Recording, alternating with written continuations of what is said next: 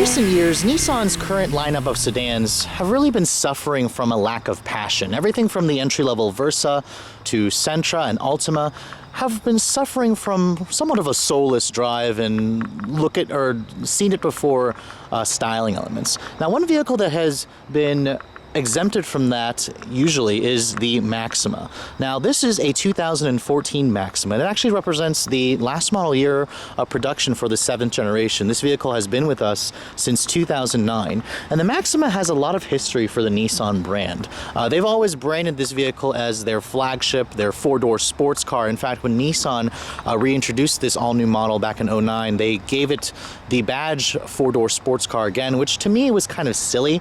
Infiniti G37 has always been the four-door sports car in the Nissan Infiniti lineup. This is still a front-wheel drive family sedan, and for this generation, it only comes paired with a CVT and transmission. Now, even though this is in its last model year, Nissan is prepping an all-new model for 2016 that will be based off of that sports sedan concept that they showed us at the New York Auto Show earlier this year. This vehicle still represents a good choice for a lot of buyers, and there's a lot of faithful buyers out there who are loyal to the Maxima name. Now, you can still get this car in two trims. There's the 3.5S and 3.5 SV trim. What you're looking at here is basically the one that I think is the most attractive. This is a 3.5 SV trim with the Sport package and the Sport Technology package. Now, this car, even though it's a class above the Altima in terms of price and tech features, it's actually smaller than the Altima. In terms of the overall length, it's about an inch shorter. They have the same wheelbase, however, the Maxima is wider and lower, as it should for a vehicle that's designed to be a little bit sportier. You can see, coming to the back of the vehicle, every Maxima will have this dual integrated exhaust, these smoked taillights which come on the Sport package. The vehicle, the last time it actually got a freshening was back in 2012 when Nissan tweaked the wheels, they tweaked the front and rear styling, they tweaked the front design, the grille design, a little bit of updates here on the interior. You can see those 19-inch wheels, they come on the Sport package, which with the graphite finish and this black exterior, it makes the car look pretty aggressive. Coming to the front of the vehicle, you have the signature boomerang style headlights which mimic the 370Z. There's no LED daytime running lights, but most Maximas will have HID headlights, including this model. But overall, I think the design looks good. I think it looks actually better than the Altima or the Sentra. I mean, every vehicle every sedan that Nissan has introduced has pretty much mimicked the flagship Maxima. So I'll be curious to see the next generation has in store for us when they introduce an all-new Maxima for 2016. So checking out the interior of this 2014 Maxima, you can see it's a pretty luxurious environment. It actually basically could wear an Infiniti badge in here and you wouldn't really be able to tell a difference. I really like these Sport leather bucket seats that come with the Sport package, thicker bolstering extension. You can see there it does have a thigh extender. Now, stepping inside the vehicle, it actually is a really good step-in height. It doesn't really feel low to the ground or anything like that. Shutting the door still feels solid. Now, here's the key for the vehicle. It's Nissan's traditional intelligent key. Smart key access is actually standard on every Maxima, even the base 3.5S trim. So put your foot on the brake and push the button to start the engine. And you can see it's got a power tilt and telescoping steering column, and that's something that you cannot get on an Altima, so that makes you know that you're in a vehicle that's a class above the Altima in terms of prestige and price level. Now, the windows are automatic up-down for the front doors only. Kind of wish it was for the back doors as well. I mean, this is their flagship. Now, when I look at this interior, I still think it looks really attractive, actually. It doesn't have the newer Nissan head unit with the Nissan apps and stuff like that, so that's what you're missing. You have a 7-inch screen here, and when you look at the rest of the interior materials, they're pretty good. You have soft touch materials on the dashboard. It is hard to touch plastic here and here, but on the door panels here, it is soft touch with a chrome door handle. Nice leather stitching right here where your elbows are going to rest on the armrest. Down here, it is hard plastic, but that's kind of expected. You have a little bit more storage down there. Now, the steering wheel itself, I like the design of it. It looks very nice. It has very nice high quality leather, a good bolstering extension. I love the paddle shifters that are on the steering column instead of on the wheel, so they don't turn when you're turning the wheel. And like I said, it's a power tilted telescoping wheel. However, the gauge hood does not move with the wheel like it does in the Z or the old G37. Now, looking at the rest of this center stack here, there is a good amount of buttons. However, it's pretty well labeled. I like the fact that that they give you a knob for volume and tuning, and then your climate controls down here. There's nice levels here. Your navigation system, this is basically the same system that you found in the old Infiniti G37. I mean, this basically is taken right off of an Infiniti. It's pretty easy to use. You can see the maps display. It looks good. It's the bird's eye traditional Infiniti map system. However, I guess it is getting a little bit old in terms of the renderings. There's not really anything exuberant here like what you would find in a luxury brand. But you know, people actually do cross shop the Maxima with luxury brands, so it just doesn't offer that prestige. But it offers a lot of features for your money. You can see here, you know, working through the system here, it's got Bluetooth that's standard on every model. You have your information settings here. When you go to the audio display, you can basically use that from doing the buttons here. And again, this vehicle, even though it doesn't look like a touchscreen, it actually is a touchscreen, even though it's somewhat a little bit far and the buttons, the screen is on the smaller side, so that's where it will feel a little bit old. But I like this little control knob here that you can use. Most of the times I find myself using the knob as opposed to using the touchscreen itself. Now, looking at the transmission, this car only comes with a CVT transmission. There's no manual transmission available. We haven't had a manual since the previous generation Maxima, the 6th generation. You can see here it's just a regular continuously variable transmission. You have a manual mode here, which actually does give you a sport mode. When you swap it here, it's in DS mode, and you can use the paddle shifters. When you put it in reverse, you do get a nice backup camera, which gives you distance, trajectory. The mirrors will do an automatic reverse gear tilt down.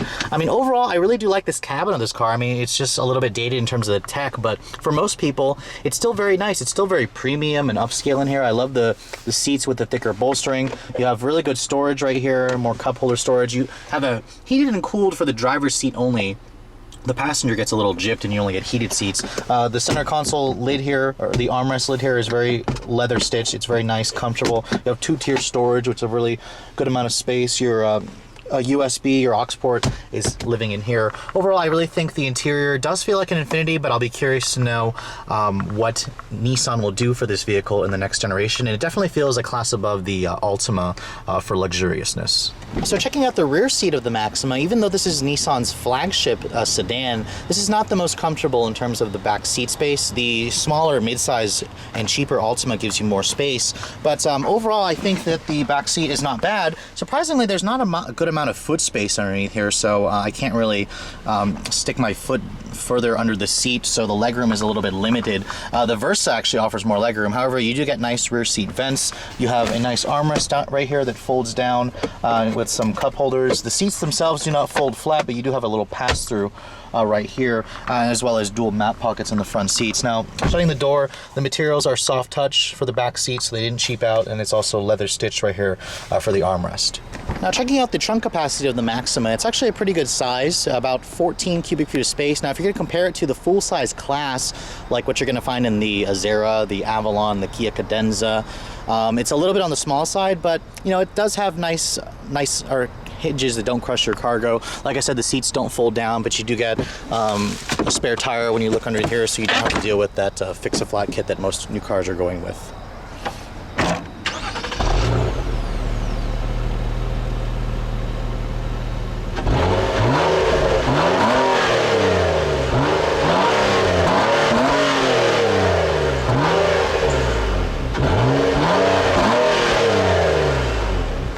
Now, checking out underneath the hood of the 2014 Maxima, you're going to find the most powerful version of the VQ35DE engine. This is not the same engine as the HR motor that you'll find in the 370Z. This is for front-wheel drive application as opposed to rear drive.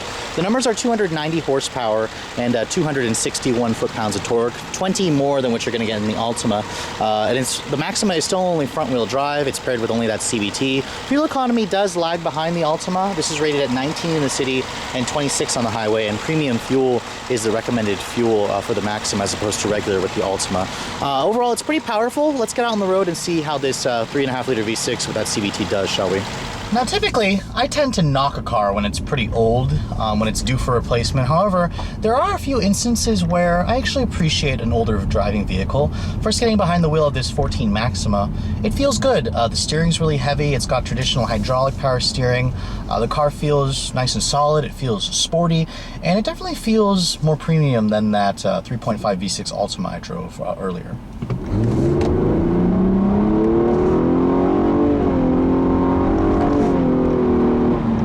So with 290 horsepower going to the front wheels, I am feeling one thing that you're going to feel with a powerful front driver, and that's torque steer. The Maxima actually has a pretty alarming amount of torque steer, actually. I had to grip the wheel a little bit, but that V6 engine makes a really nice sound. I like the transmission when it's in DS mode. It kind of mimics gears. It gives you 6 virtual ratios that you can play with the paddle shifters, or the slap shift thing down here, the shifter. And overall, the car feels really heavy. It feels really sporty. I love the steering in this car. Look at this. This is really precise, really dynamic feeling car, and this handling, the suspension stays relatively flat. The ride quality in this car is a little bit on the stiffer side with the sport package. I mean, you're going to feel the bumps with these 19-inch wheels. They're very low profile tires, but that's okay with me. I like the way this car feels. It definitely feels a class above the Altima in driving dynamics, and I can see why people do appreciate this car. My only real gripe with it is the interior feels a little bit on the small side. As for a full-size premium sedan like this, it feels cramped, more cramped than what you're going to get in a mid-size offering. But you know, some people may like that. It gives you kind of a cozy feeling, a sportier feeling again, which is what the Maxima is for. But again, that kind of makes me a little bit confused, because this car is still a front-wheel drive family sedan. It doesn't really need to be a sports sedan. You know, go to an Infiniti if you want a sports sedan. That's Nissan's sport luxury offering. But I guess it's cool that Nissan's going to give you a variety of with their sedans. I mean, this Maxima certainly feels more premium than a lot of its or it feels almost as premium as the premium offerings with a luxury badge, but you're still going to have to deal with the fact that it's a Nissan. But that's okay. Some people don't necessarily want the brand recognition with a luxury brand, and that's basically what the Maxima offers.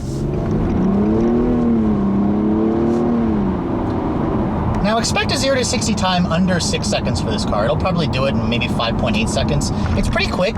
I want to say that it is quicker than the Altima. It feels quicker than the Altima, but if you're going to look at pure numbers, the two vehicles should pretty much be on a dead heat when you're going to be flooring the cars from a stop.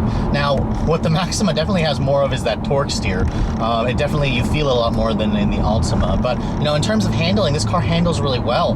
That heavy hydraulic power steering is really refreshing. It feels much better than the steering feel in the Altima, and the visibility in here is good. The seats are extremely comfortable. The interior is not the quietest, though. I mean, you're going to hear a lot of that engine note. You're going to hear more road and exhaust noise from this vehicle than the Altima. So if you're thinking this car's more refined, not really. It's actually a little bit more raw, but it's what draws me to the appeal of this vehicle. It feels kind of like an Infiniti product, just a front-wheel drive Infiniti product for those of you who don't want to deal with rear-wheel drive per se.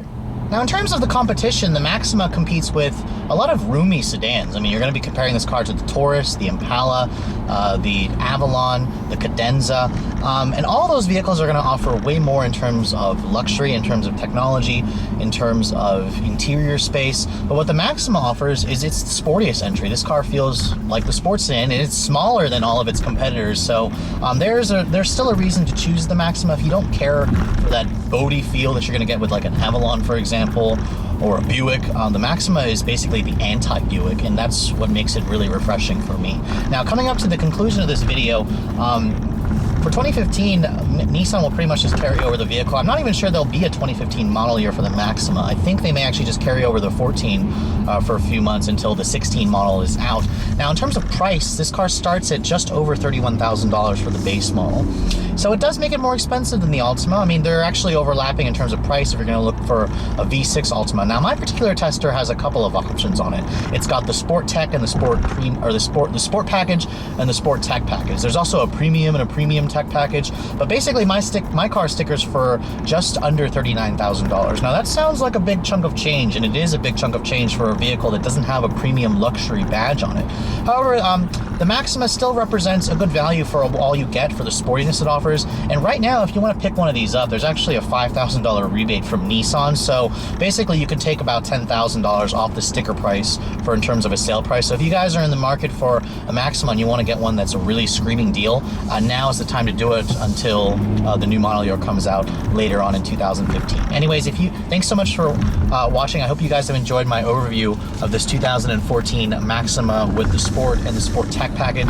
If you're in the market for a full-size sedan or a premium sedan and don't necessarily care for the premium badge and want to get a really good deal and also want the sportiest offering, make sure you check out the Maxima. It may fit exactly what you're looking for.